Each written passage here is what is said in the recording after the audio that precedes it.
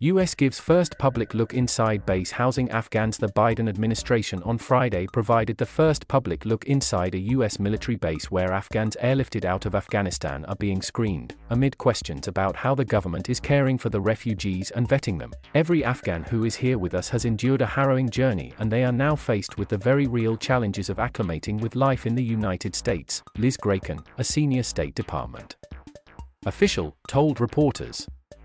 The 3-hour tour at Fort Bliss Army Base in El Paso, Texas, was the first time the media has been granted broad access to one of the 8 U.S. military installations housing Afghans, but even so, reporters, including those with the Associated Press, were not allowed to talk with any evacuees or spend more than a few minutes in areas where they were gathered, with military officials citing privacy concerns. Nearly 10,000 Afghan evacuees are staying at the base while they undergo medical and security checks before being resettled in the United States. The operation was described by officials at the Department of Homeland Security and Department of State as a historic and unprecedented effort to facilitate the relocation of a huge number of refugees in less than a month's time. On Friday, Afghan children with soccer balls and basketballs played outside large white tents. Families walked down a dirt driveway with stacks of plastic food containers piled under their chins and Coca-Cola cans under their arms. One young girl, still wearing dirty clothing, cried in the middle of the road after her food spilled and soldiers attempted to help her. Inside the containers, which refugees had spent around 15 minutes in line for in the blistering sun, were traditional Afghan meals of basmati rice and hearty stew. The US government spent 2 weeks building what it calls a village to house the Afghans on the base. It is a sprawling area with scores of air-conditioned tents used as dormitories and dining halls on scrubby dirt lots, the landscape that in some ways resemble parts of the homeland they fled under the program called Operation Allies Welcome. Some 50,000 Afghans are expected to be admitted to the United States, including translators, drivers and others who'd helped the US military during the 20-year war and who feared reprisals by the Taliban after they quickly seized power last month.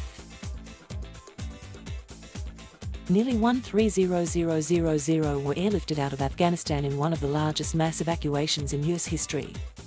Many of those people are still in transit, undergoing security vetting and screening in other countries, including Germany, Spain, Kuwait and Qatar. Members of Congress have questioned whether the screening is thorough enough.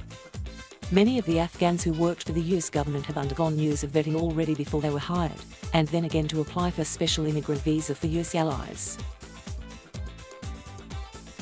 After they are released from the base, they will be aided by resettlement agencies in charge of placing the refugees.